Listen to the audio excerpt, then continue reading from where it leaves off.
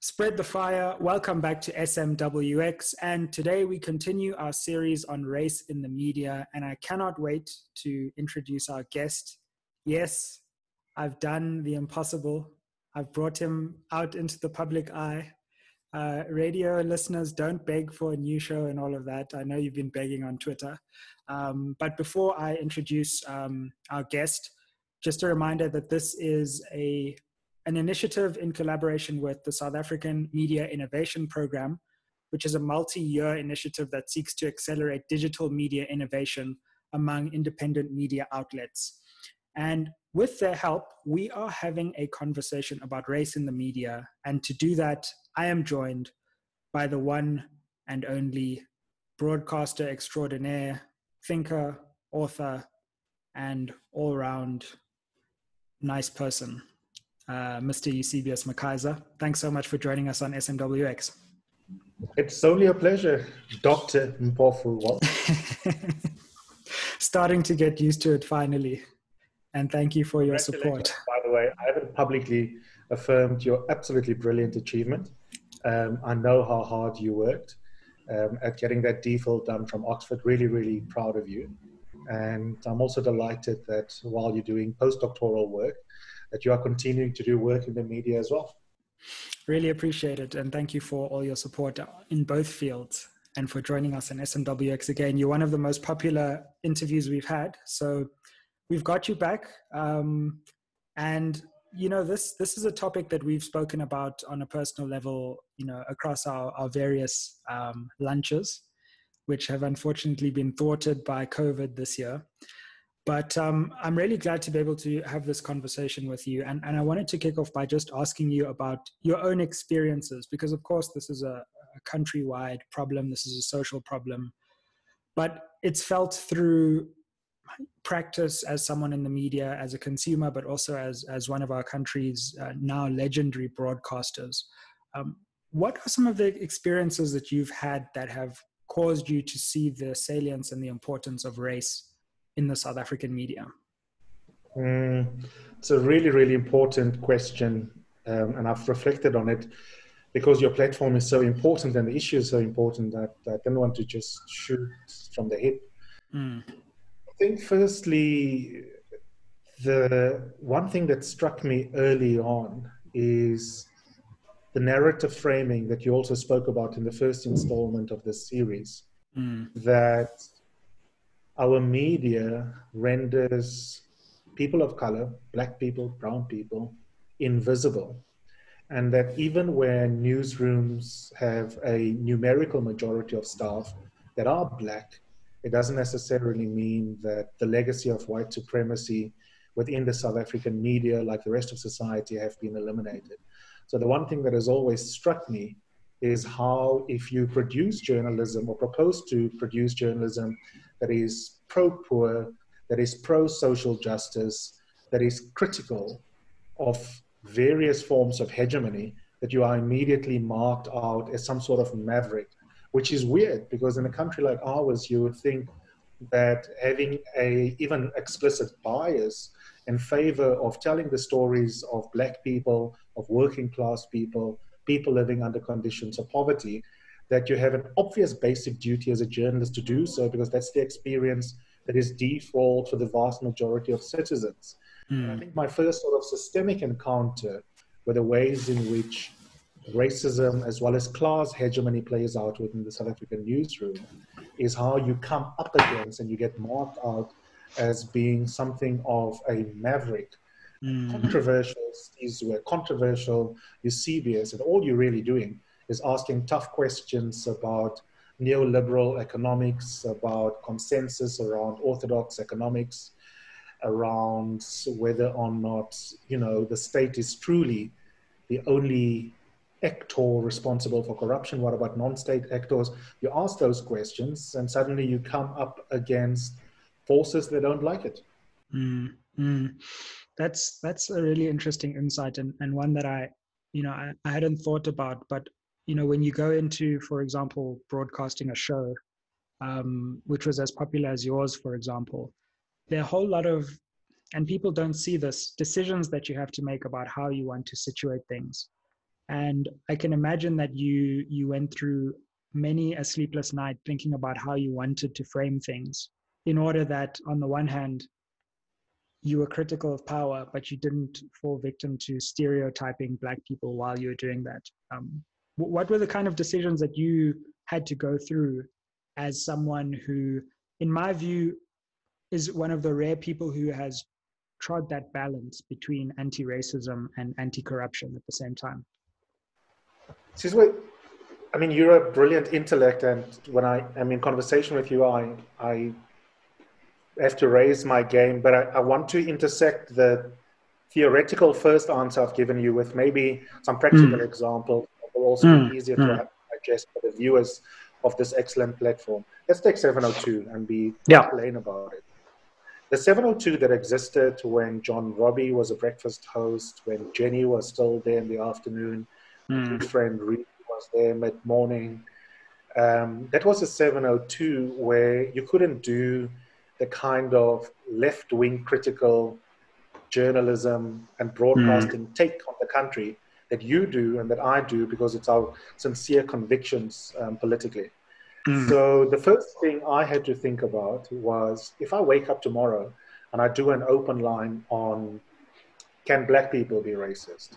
Or is there such a thing as white privilege? How will I respond to the fact that hundreds of people who listen will be irate because they're not used to waking up on 702 to a deep challenge of their conviction that they are decent, their conviction that they do not have any biases, and that everyone has some form of privilege, or that white privilege is just a concept made up by the left across the world.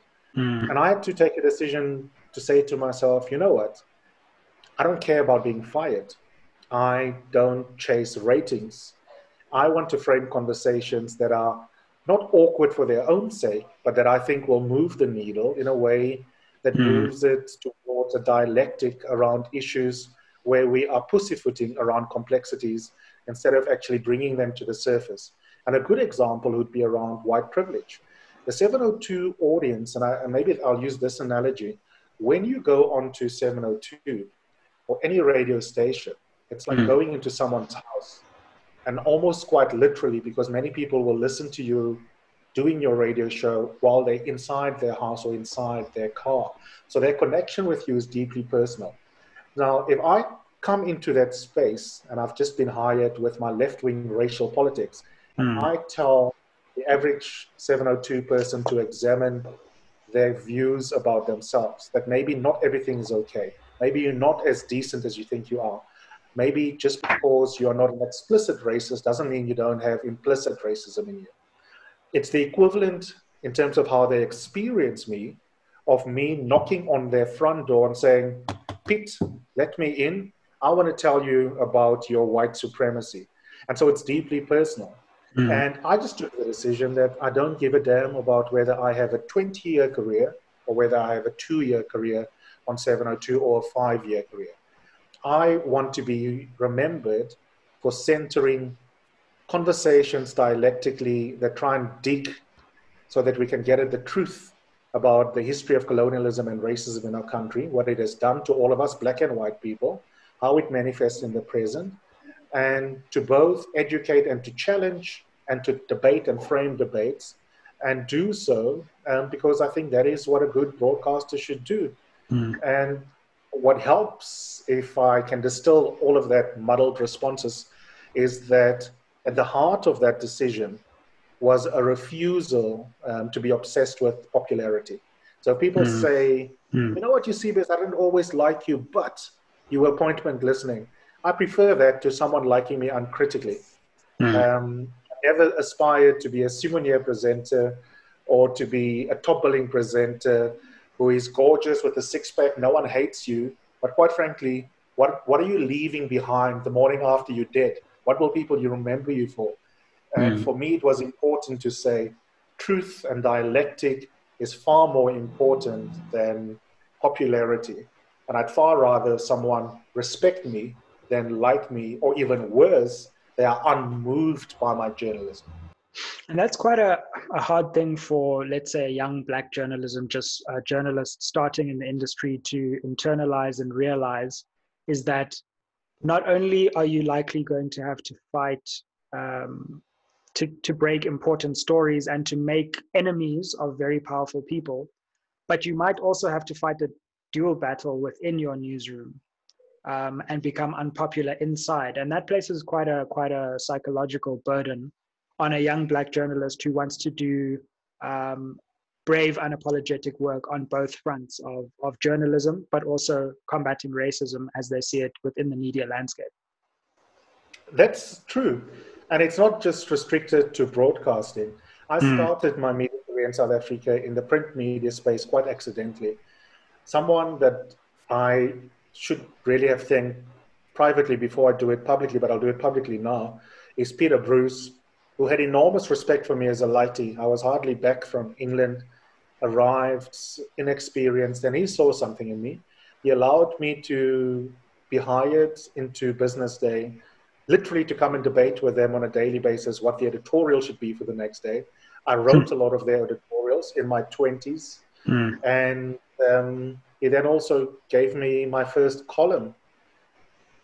We get along very well now, but for many years we didn't talk to each other. And the reason we didn't talk to each other is that Peter got pissed off at a column that I wrote in which I analogized from apartheid South Africa to the experience of the Palestinian people in the Middle East. Now, I'm not an expert on international relations like you are. I don't like talking about the Middle East because I don't have sufficient deep knowledge around it. But as a moral philosophy student, analogies and moral criticism interest me. So I sliced off that particular week's column just a very simple, although controversial question around the analogy with the apartheid state and experience. And Peter called me up and didn't want to run the column and told me, pardon my French, but this series is not governed by the Broadcasting Complaints Commission of South Africa. It's my newspaper and I can do whatever the fuck I want to. And I said to him, Peter, you can, and I can in turn tell you to go fuck yourself. And that's how my relationship with Business Day ended. So that's another example of where it was inconvenient for a young Black person to write a sharp column that would piss off the folks that put advertising behind Business Day and the readership. And I was particularly disappointed with Peter Bruce at the time because Peter is a very principled person. I know that he didn't want to not publish my column because he hated my viewpoint. I think Peter on that particular day just had a bad day at the office in the sense that he was too lazy to want to deal with the kind of backlash that he will get from his readership. And I think my debate training and my training as a law and philosophy student that makes me a little bit argumentative helps. So I'm not scared of losing income. I'm not scared of poverty. I grew up poor. And because of that, I don't mind overthinking the consequences of digging in my heels. I think I'm a bit more mellow now than I was 10 years ago. I might not say the same thing in a similar situation now than I did at the beginning of my career.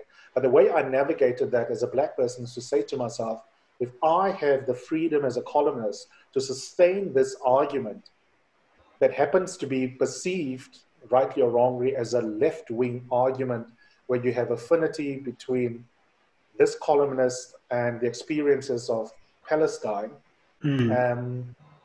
why on earth should I buckle when an editor finds it inconvenient? He hired me to write it as I see it. But I completely accept that for Black women in particular and Black people in general and women in general can be enormously hard, especially in our newsrooms, to be your authentic self when you come up against that kind of male power, capitalism, and white male hegemony in particular. Absolutely.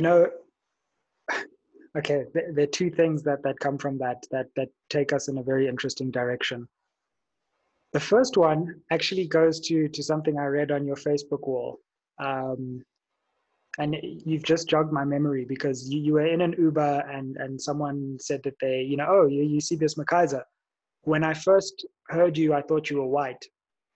And actually, even though, as you say, and as we know, there are more and more Black voices in the media, there's a difference between having Black journalists and having Black voices who adopt an authoritative voice on a topic and are capable of swaying opinion on a topic. And so representation is not just about having more Black journalists, it's about having more Black journalists of authority who are both themselves prepared to assume the authoritative voice and who have a readership or an audience that believes it. And it's actually, when you think about it, that's still very, very rare in the South African media landscape. You've nailed it. One of the themes that you and I wanted to explore is representation. And when I thought about that, I thought there's two parts to that. The one question is diversity conducive to changing narratives that are one-dimensional?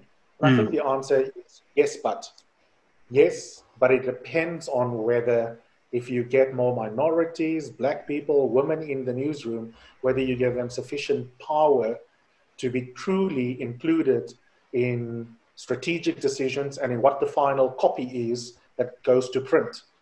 Because you can have Black editors that we've had for many years now, the Sunday Times, Sunday World, EP Herald, Black Woman even, Sowetan, the Daily Dispatch, and some of them have done well. I don't want to take pot shots at them. And some of them have done less well. And some of them are good examples of cosmetic changes where you haven't seen discursive change just because you've had a leadership change at the helm. And that speaks to your point. Some of them were just not strong in terms of leadership and personality and weren't ready for it. Others came up against challenges. Some left. I mean, take someone like Songezo, absolutely brilliant. I think he should write a full book in which he tells us what truly happened at this day, but it's very clear that he was too independent-minded in some way.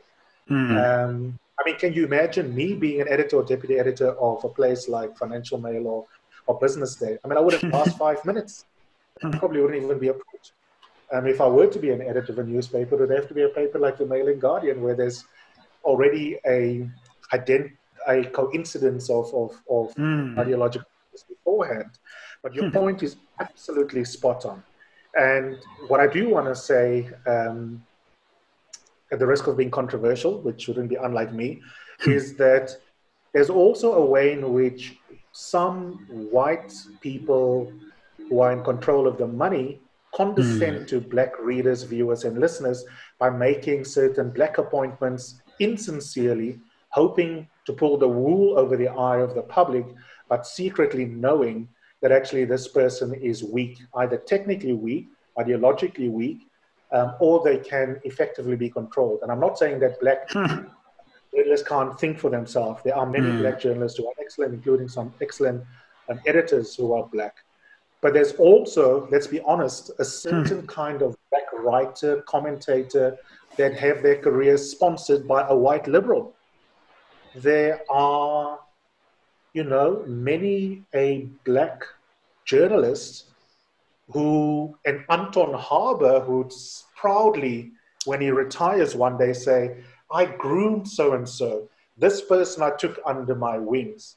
And I'm always scared when white liberal media elders talk about their favorite Black journalists. Oh my goodness. Whew. Can we? There are names that are subtweeted in that. Can we have 2 hours? How's your day looking? Because I've got particular examples, but I feel conflicted about naming some of them. Partly because some of them are genuinely good journalists, but I also think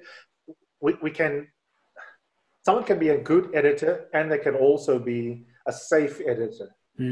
Absolutely. And the reality is that sometimes the black successes to white editors, even when they've been good technically, have been safe. And the decision to go safe is absolutely deliberate. You know, one of the things that's interesting here, which I haven't considered yet, is when we think about the way race works in the media, we often think of the media institutions themselves. So what's the representation within a newspaper or within a radio station? But the composition of the audience, it seems from what you're saying, is also key here. And so if we have an economically unequal society skewed on racial lines, and some of our most important economic publications are catering to an audience which itself is unrepresentative, or at least has a chronic overrepresentation of white readers, then the discussion about race in the media is not just about who's doing the talking, but it's also about who's receiving that talking. And I mean, it's also about, when I think of these subscription models now that are becoming, you know, all the rage, is it much better if you just have a bunch of rich white subscribers and you serve them what they want all the time? Is that really serving the public interest? Or is it serving a very skewed subscriber who comes from a very specific perspective interest? Yeah, I think that's a brilliant observation. And that is why I'm so thrilled that this series is a partnership and a multi-year one, because I was saying just yesterday to mostly private sector attendees of a conference where I did a keynote, right at the end of it, people always want to know practically, now that you've scared us about the state of our democracy, what the hell can we actually do, you see this? Yeah. It's a shopping list of easy to-dos, and there are no easy to-dos for fixing our country's myriad problems, as you know as well as I do. But one of the things I often say to capitalists is, listen, if you finally, appropriately, feel a bit guilty about either your collusion with the state in terms of stealing from society, or your culpable silence, not speaking out against your own, against the likes of McKinsey, or not speaking out against the state because you want tenders. Here's some things you can do, even if you do it secretly. And one of the things you need to do is to give money to independent critical journalism, precisely so that platforms like this one, projects that I want to still do, platforms like New Frame and Ground Up, can produce journalism that can be read without being paid for. Because the alternative, you know, is that it becomes prohibitive to access it. And it also means that you have a polity, you've got public discourse that simply is not genuinely democratic. All the things that I in philosophy and you in politics theorized about what kind of society ideally do we want to live in, a deliberative democracy, depends on a diverse group of participants in the public debate. And there's way too much journalism that is exclusionary. Most of the people who will engage you and I are either going to be professional journalists, or it's going to be part of the money classes. And although I think even if our language frameworks are a bit complex in this conversation, there is a pro-poor critique of the media in our discussion. Of course, the people that we are hoping to inscribe into the conversation are not going to be accessing this platform. And that is a massive problem. I see that even with my beloved Mail and Guardian. I love the Mail and Guardian as a columnist for them and as one of the main writers. But if you go onto the letters pages, the editor receives letters, ironically enough, from people who probably regard themselves as incredibly progressive, English-speaking white liberal South Africans, who get mightily pissed off about things that you and I would regard as trite when it comes to, just a simple little column explaining white privilege. And I think I was like, my God, if this is what the average white, or not necessarily the average, but this is what a white English-speaking, self-styled, progressive, liberal reader of mine thinks, what about the reader of The Citizen or News 24? And what complicates it is that I'm only reaching a certain portion of readership, which is precisely to your point. And I don't know what the solution to that is. I mean, I'd love to hear your thoughts as well, because it seems when we do media for Black people, we also banalize Black people, and I confess to be hypocritical. Take a channel like Moja Love, I'm addicted to it. But it also seems that genuinely Black-owned media sometimes also are very reductive in their depictions of Black life, which is equally problematic.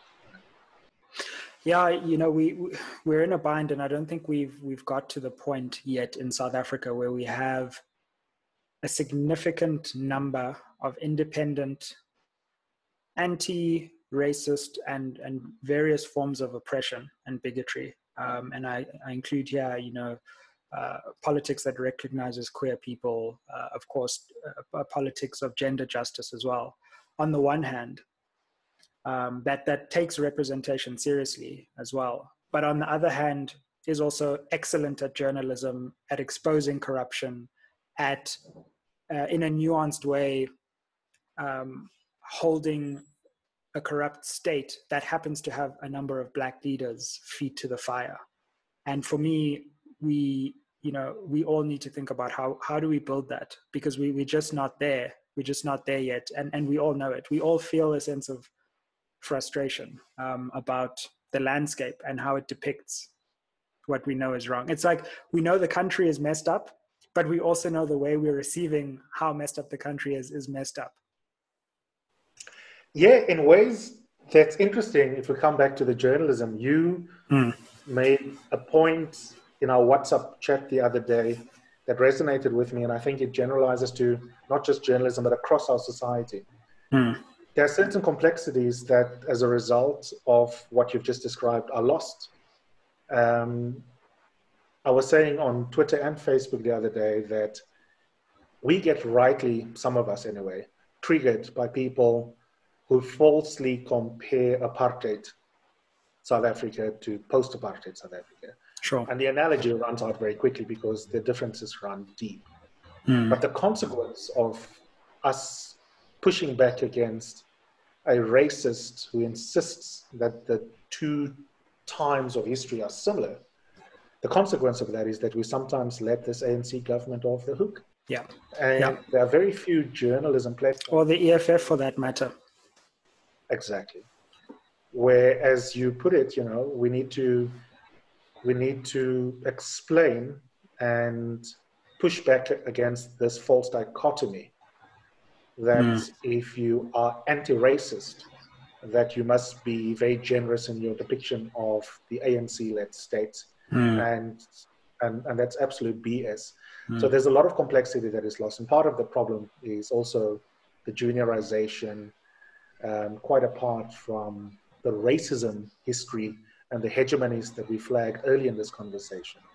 If you don't have enough gravitas, either because you're an academic who came into journalism, you transposed your skill set, or just because you put in the hours, you've been in the field, you've earned your time, and now you can really write excellent news analyses, reportage, and essays for me to read on a Sunday morning.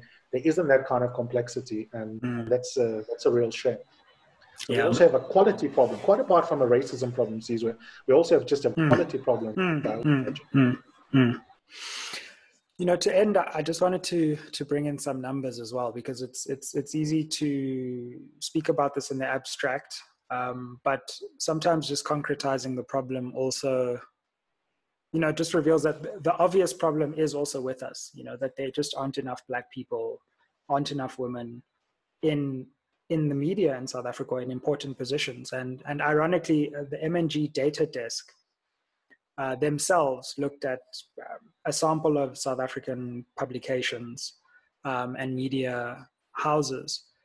And, you know, even with MSG, which is 100% Black owned, so that probably kind of like stacked the deck to some extent, their finding was that at board level, there were around 64% men and 36% women. And actually that in senior management, there were 51% around, let's call it 50. They found 51% white people. which was just a bit more than white representation at board level.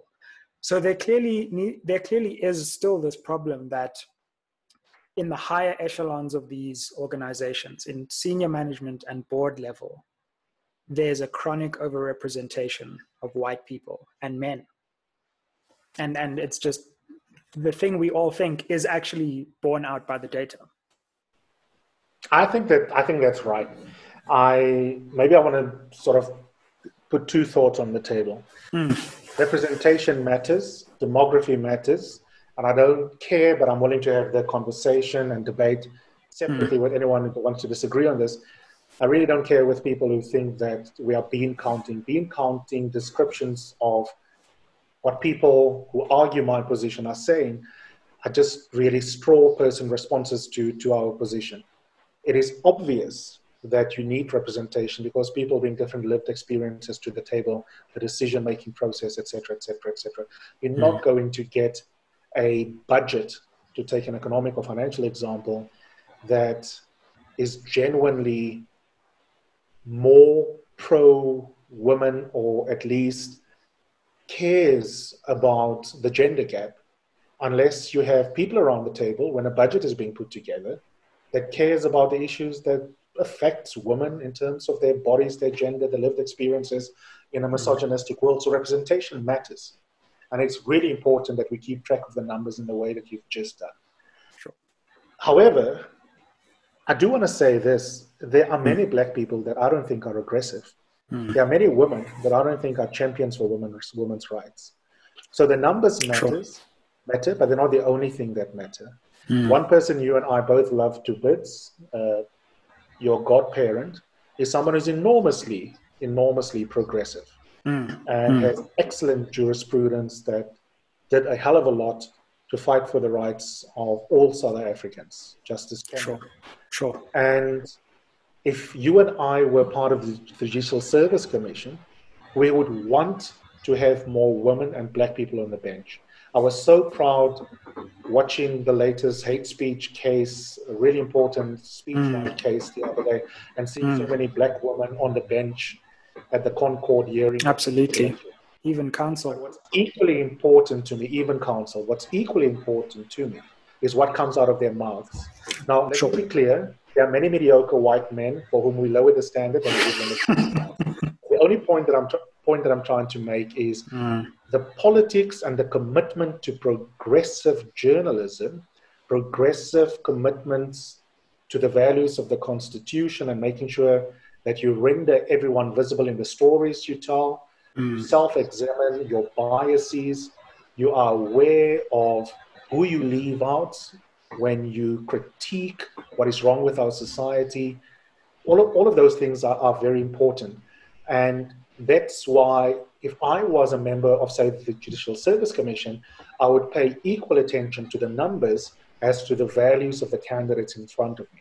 And I think that needs to also be true of our newsrooms. When I worked at a management consulting firm, my biggest champion for pro-black grievances and experiences was a Dutch white director. The person I found the least helpful was a black African director in the firm. So there isn't always a perfect correlation between the phenotype or the gender of a person and their deep commitment to pro-poor journalism and journalism that takes seriously the project of dismantling hegemonies. So if we were building or putting together a cadet program, like the kind of journalism being taught by the first person we had in the series sponsor, I would want to speak to those issues in terms of what kind of producers I'm training, how I'm training them, as much as paying attention to whether I'm hiring a woman and whether I'm hiring a black person. So to sum it up, I would disproportionately hire women and black people. I would disproportionately, as a presenter and as a producer, look for women experts and black experts who are underrepresented even as guests.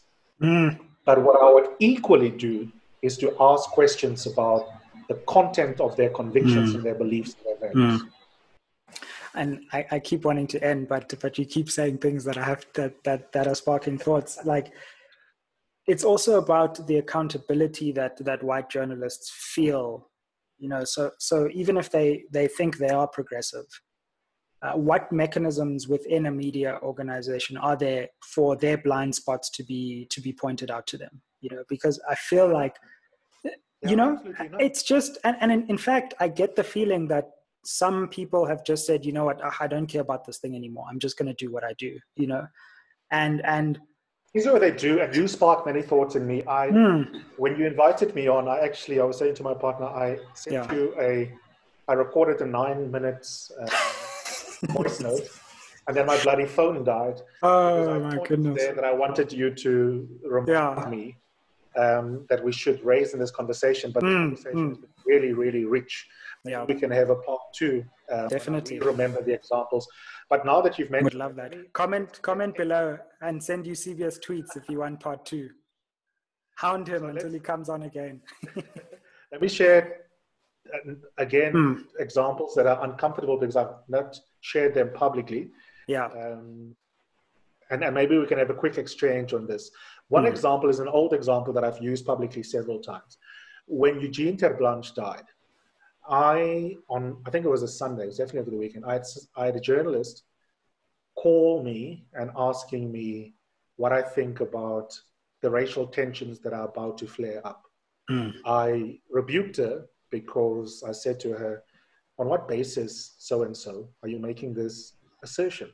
We don't know how the hell this is going to play out. So I gave her my viewpoint. The next day I bought the newspaper, and as commentators, we run to buy the newspaper to make sure that we are accurately quoted. And guess how I was quoted? I wasn't in the story. Who was in the story?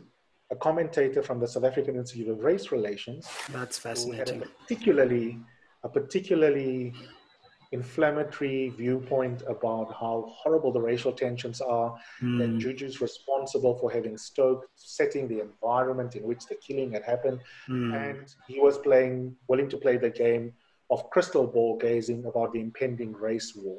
Now that journalist has probably forgotten about the story because it's so imbued in her to not self-examine, and she is, you might even regard as progressive. I'll tell you on WhatsApp afterwards who she is. We might have to leak our WhatsApp conversations to the audience. Yeah, now the truth, it's plain what's going on there, Sizwe. That's absolutely bias. Classic confirmation bias. That's one example. Second example, which is a more painful example, probably, and I can't mention him just yet because this requires real work. Yeah, a friend of mine is probably my closest friend at Oxford, my first friend at Oxford, first person I met when I got there. We became very close. I've only had one deep friendship in journalism ended because of ideological difference. This person, who is an editor, ran a front page story about, what was that judge's name? Marble, the racist judge. Johnson. Racism. And he chose to write the story or approve the story of her basically having effectively adopted a black kid in week 2 or 3 of the story having gained legs. And I just publicly critiqued it, and I said, what the fuck? I mean, the fact that racists may like particular black people doesn't exonerate their racism on another occasion. Yeah. I mean, I can be in an interracial relationship with a Zulu guy and be completely racist towards Zulu people and black people in general. So what are you doing? You are clearly, in a biased manner, trying to say to critics of this judge, how dare you? You can't be a racist. And not only is that what you have said, if you put it on the opinion pages, that would be one thing and fair, but you actually elevated it to a lead story. And this person is very tolerant of disagreement. I was shocked that he blocked me because he's not a blocker. And since then, our friendship basically went belly up. But the point that I'm trying to make is, where is the accountability politically, ideologically? Absolutely. There's nothing. He is a superstar in his company. And he's a superstar because he's affirming the worldview of the owners. Yep. He's affirming the worldview of his readers rather than challenging them. Well, Eusebius, I'm going to leave it there with the hope of a part 2. But you've been very generous with your time. Thanks so much for just sharing your experiences, giving us insight into what it's like behind the scenes of being one of the country's most important voices on these questions, and just sharing your views and your thoughts with us. It's been a really, really fantastic conversation.